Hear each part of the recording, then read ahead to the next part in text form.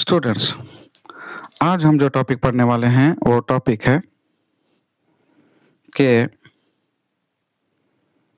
क्या gravitational force between the two bodies depend करती है उस मीडियम पर जहां पर रखे जाते हैं दो बॉडीज।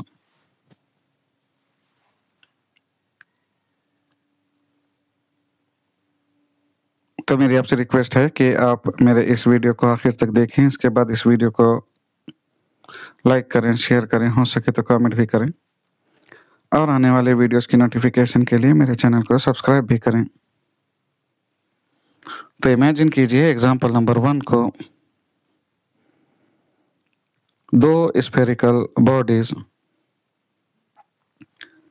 पहली बॉडी जिसका मैग्नीट्यूड ऑफ मास इक्वल है टू m1 के, दूसरी बॉडी जिसका मैग्नीट्यूड ऑफ मास इक्वल है m2 के। Distance between centres of two bodies equal है d के। इन दोनों बॉडीज को जिस मीडियम में रखा गया है वो मीडियम है वैक्यूम।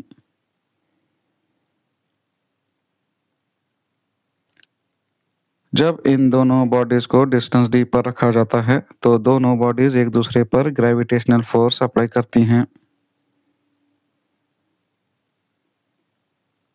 तो ग्रेविटेशनल फोर्स का मैग्नीट्यूड इक्वल होगा टू F के।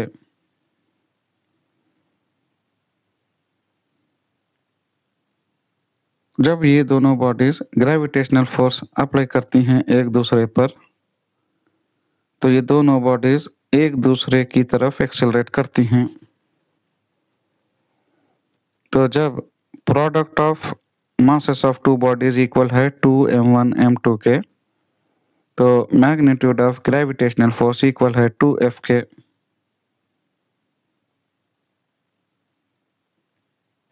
अब हम एग्जांपल नंबर 2 में पहली बॉडी के मास को और दूसरे बॉडी के मास को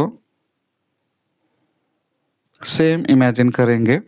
उसी तरह से distance between centres of two bodies भी सेम इमेजिन करेंगे और चेंज करेंगे मीडियम को, यानी कि product of masses of two bodies same ही रहेगा एग्जांपल नंबर 2 में।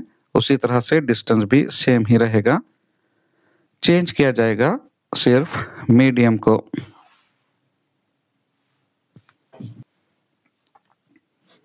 तो एग्जांपल नंबर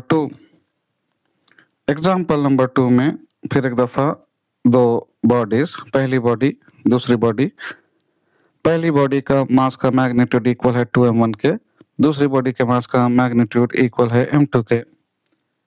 दोनों बॉडीज के सेंटर्स के दरमियान का जो डिस्टेंस है वो डिस्टेंस इक्वल है d के। दोनों बॉडीज को रखा गया है किसी एक फ्लूइड में। आप कोई गैस इमेजिन कीजिए या कोई लिक्विड, मीडियम फ्लूइड है। जब हम इन दोनों बॉडीज को डिस्टेंस d पर रखते हैं किसी फ्लूइड में तो दोनों बॉडीज एक दूसरे पर ग्रेविटेशनल फोर्स अप्लाई करती हैं और इस ग्रेविटेशनल फोर्स का मैग्नीट्यूड इक्वल होगा 2F के। तो यहाँ पर भी इस एग्जांपल में product of masses of two bodies equal है 2m1 m2 के, डिस्टेंस इक्वल है d के। उस वक्त ग्रेविटेशनल फोर्स का जो मैग्नीट्यूड है वो इक्वल है 2F के।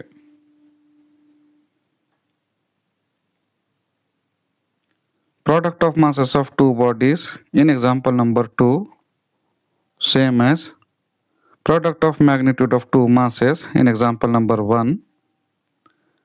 Distance between centers of two bodies same as distance between centers of two bodies in example number 1. Change किया गया मीडियम को चेंज करने के बावजूद magnitude of gravitational force change नहीं हुआ। Magnitude of gravitational force same ही रहेगा।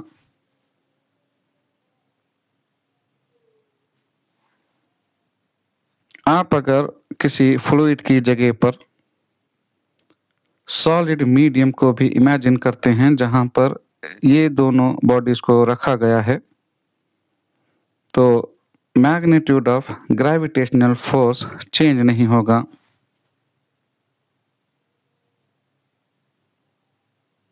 आप इन दोनों बॉडीज को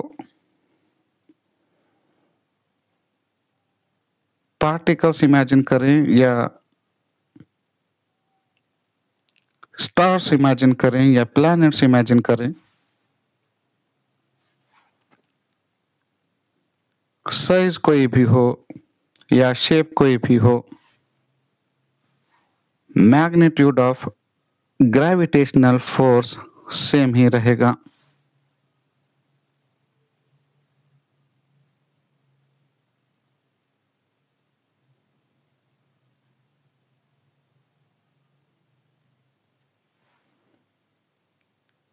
चूंकि मैग्नीट्यूड ऑफ ग्रेविटेशनल फोर्स हमारे हर एग्जाम्पल में सेम ही रहेगा, लिहाजा magnitude of universal gravitational constant भी सेम ही रहेगा।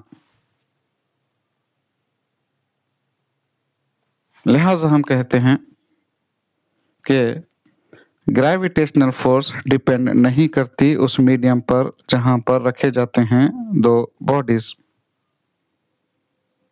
या हम कह सकते हैं कि value of universal gravitational constant depend नहीं करती उस मीडियम पर जहां पर रखे जाते हैं दो बॉडीज।